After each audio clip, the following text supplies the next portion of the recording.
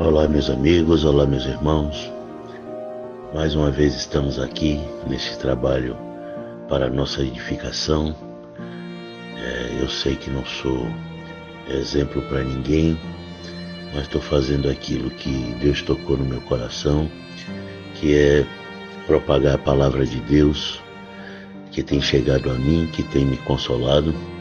E eu estou procurando repassar para ajudar também as pessoas que desejam ouvir e ser tocadas também pela palavra do Senhor. Então, meus irmãos, obrigado pela companhia e vamos à leitura das mensagens de hoje. Quando saíram do barco, viram ali uma pequena fogueira, alguns peixes em cima das brasas e também havia pão. Então Jesus disse: tragam alguns desses peixes que vocês acabaram de pescar. Aí Simão Pedro subiu no barco e arrastou a rede para a terra. Ela estava cheia, com 153 peixes grandes, e mesmo assim não se arrebentou. Jesus disse: venham comer. Nenhum deles tinha coragem de perguntar quem ele era, pois sabiam que era o Senhor. Então Jesus veio, pegou o pão e deu a eles, e fez a mesma coisa com os peixes. Foi esta a terceira vez que Jesus, depois de ter ressuscitado, apareceu a seus discípulos. Quando eles acabaram de comer, Jesus perguntou a Simão Pedro: Simão, filho de João, você me ama mais do que esses outros me amam? Sim, o Senhor sabe que eu amo o Senhor, respondeu ele. Então Jesus lhe disse: tome conta das minhas ovelhas. E perguntou pela segunda vez: Simão, filho de João, você me ama? Pedro respondeu: sim, o Senhor sabe que eu amo o Senhor. E Jesus lhe disse outra vez: tome conta das minhas ovelhas. E perguntou pela terceira vez: Simão, filho de João, você me ama? Então Pedro ficou triste por Jesus ter perguntado 3 vezes: você me ama? E respondeu: o Senhor sabe tudo e sabe que eu amo o Senhor. Jesus ordenou: tome conta das minhas ovelhas. Quando você era moço, você se aprontava e ia para onde queria. Mas eu afirmo a você que isso é verdade. Quando for velho, você estenderá as mãos, alguém vai amarrá-las e o levar para onde você não vai querer ir. Ao dizer isso, Jesus estava dando a entender do modo que Pedro ia morrer, e assim fazer com que Deus fosse louvado. Então Jesus disse a Pedro: venha comigo. Então Pedro virou para trás e viu que o discípulo que Jesus amava vinha atrás dele. Este era o mesmo que estava ao lado de Jesus durante o jantar de Páscoa e que tinha chegado mais perto dele e perguntado: Senhor, quem é o traidor?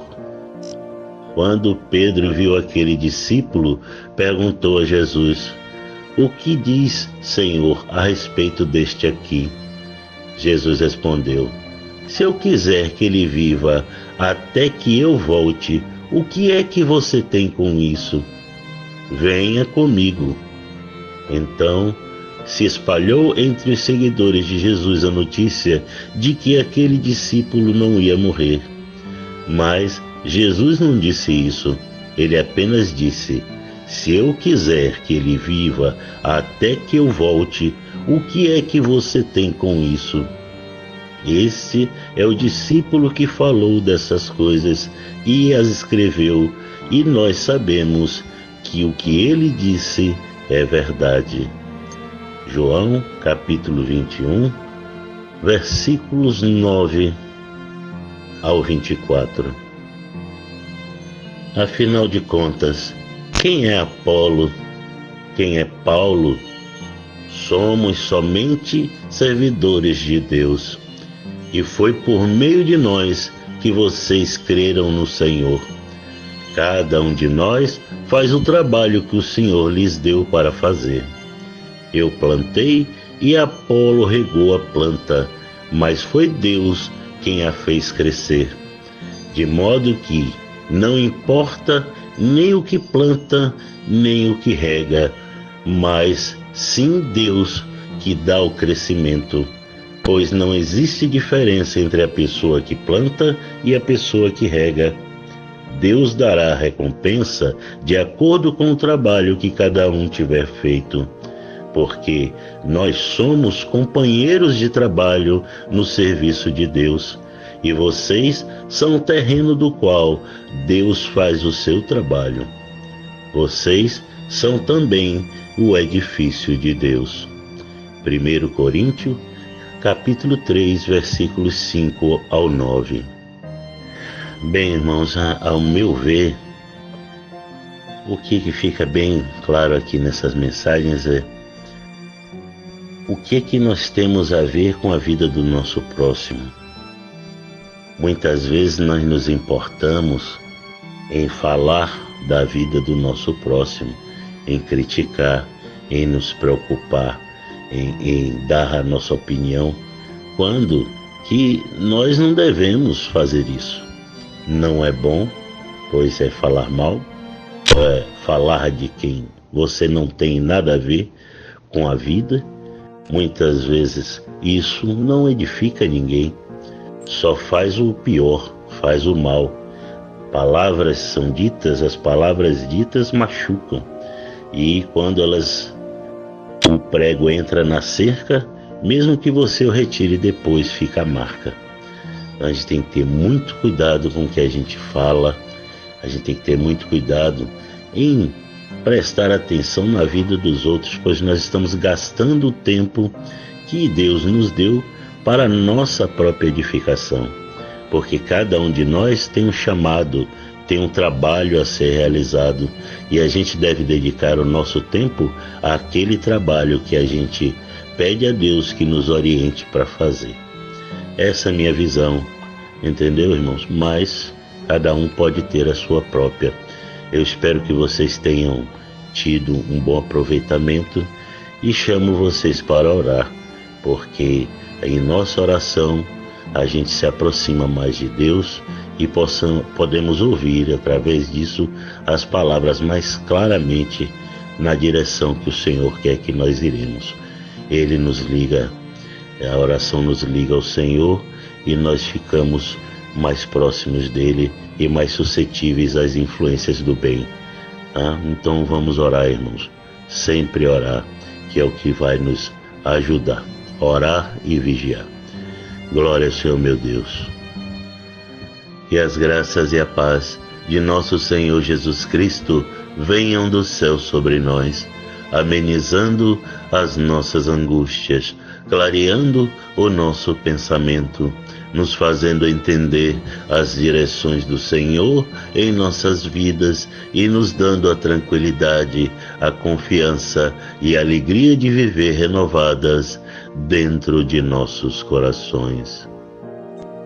Senhor, meu Deus e meu Pai, retornamos a Ti, Senhor, pois necessitamos da Tua mão para nos reerguer a cada dia, limpando a nossa mente de nossos erros passados e nos concedendo a nova chance de Suas misericórdias que se renovam a cada manhã.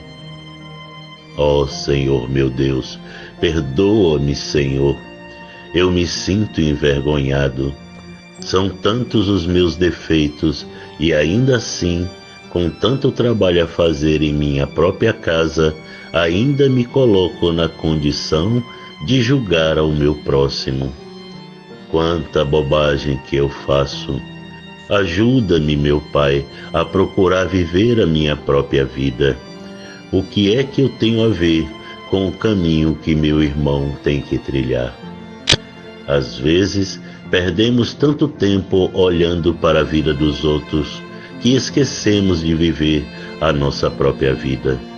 Somente ao Senhor devemos satisfações sobre os nossos passos, e somente a nossa dedicação ao trabalho na tua obra que o nosso real propósito. Estamos aqui para fazer cada um a sua parte, pois somente ao Senhor cabe o julgamento de nossos caminhos e as recompensas que nos cabem pelos papéis que desempenhamos em nossas jornadas de edificação. Pedimos, meu Pai, que nos ajude a trilhar a nossa estrada, nos dando forças e coragem para vencer os desafios, e que a vossa proteção esteja à nossa volta, nos livrando de todo mal e nos guiando à nossa vitória. Pois que em nome de Jesus que eu oro e já vos agradeço. Amém. Glórias ao Senhor, meu Deus. Boa quarta-feira a todos. Que Jesus nos dê a mão por toda a nossa estrada.